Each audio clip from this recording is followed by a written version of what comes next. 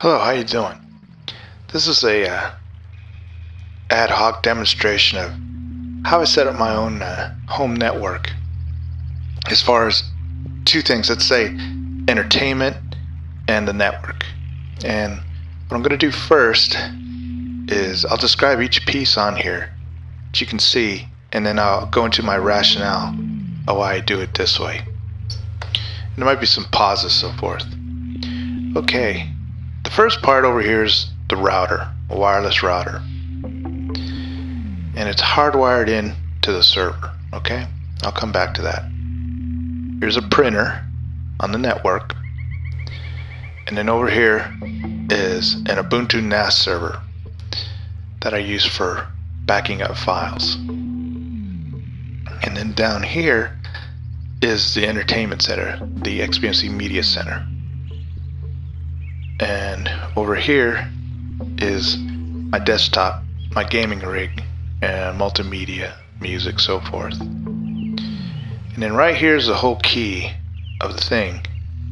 And I use old software because that's what I have right now. So it's Windows Server 2003. This is a server, and its big idea behind it is that it spits media and handles a printer, and important files can be backed up to the NAS server.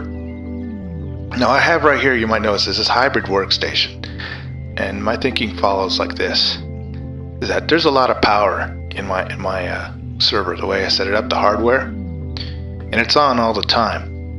And if a person wants to come, browse the net or look at their email, watch YouTube or whatever, they can do it on the server. It's a hybrid workstation. Now it's a workstation, it's not a gaming rig, so it doesn't have a high-powered video card. It's just a very mundane computer. Come down to the desktop here. I only have one desktop in my house. It depends on how you have your house set up. But this is the guy where you have the super duper video card and all your MIDI cards and video capture, everything that you really like to take to the max, you have on your own rig.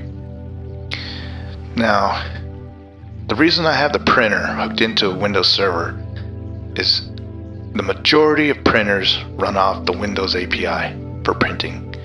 So it's just simple Simon to hook up my printer and run it off the Windows server. And all the desktops that I have can access the printer server, print to this printer. Now, a NAS server, something that eventually every home network needs to have. And I don't know so much that they'll combine these two, but I have a separate NAS server, and that's because during the length of your network's existence, its lifetime, you're going to accumulate tons of files, and so this guy backs it up safely, so if anything should happen, you'll have access to the backup. And I like to use Ubuntu because it doesn't have a very high overhead, and it's quite fast. I've tried others, I won't mention their names, but once you've learned Ubuntu, Linux, you just know that this guy can handle this with ease. And also there's some web interfaces that you can use, your desktop, to control this guy. Now, I'm just stream conscious here. This guy is left on all the time, but this guy isn't. I only use this once out of every 3 months, and I have a mnemonic that I call F-Man: February, May, August, and November, and that's when I back up all the files off the network. So same thing with the printer, I only turn it on when I need it. And let me come down to this guy, the entertainment part. Now, the entertainment for a home is a big, 50% of everything you're doing. This guy, I like to use the XBMCbuntu. And previously with Dharma, I used the XBMC Live. And what I like about having the server, any server, Linux or Windows, is that you can stripe the drives on them and really have some capacity over here for spitting files. Now, since this is old, I use SMB But nowadays we have later and better protocols. They have DNLA, and they also have UPnP, but I don't know. I've never used those two. I get good results with SMB streaming, and you know, this is a file server, so any sort of important files I can just stuff it over here. I usually keep you know, a copy of the software on the server. They eventually end up on the NAS, you know. Let me see. As far as, you know, how can I describe this? There's like two files, really, for video, let's say, or anything, really, excuse me, video and audio. Let's say stuff you get off the net and stuff that you rip on yourself, by your own.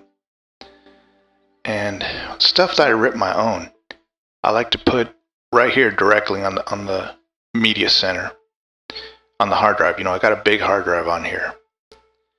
But stuff I get off the web, you know, let's say I get some MP3s or I get some documentaries or so forth, I like sticking here on the media stripe, which is pretty big, you know.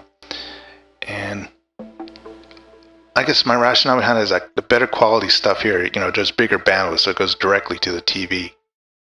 You know, it doesn't take much to spit MP3s, and you know, documentaries are not intensive. But let's say that you do get a pretty intensive, you come across on the network, on the internet, some pretty intensive videos as far as information. So then it would probably put it over here to spit. I mean, not to spit, but to go directly to the television. Sometimes, you know, I left a piece off here, but I have a standalone ripper, you know, and then sometimes if you get a intensive file off the net, you can re-rip it yourself and, you know, put it here or put it over here. Depends on what you think, you know, what kind of information it has. Now, information, I don't mean actually content, I mean actual, you know, thickness of the files. Okay, let me see. Well, I'll just leave it at that. Have a good one, huh? Take care.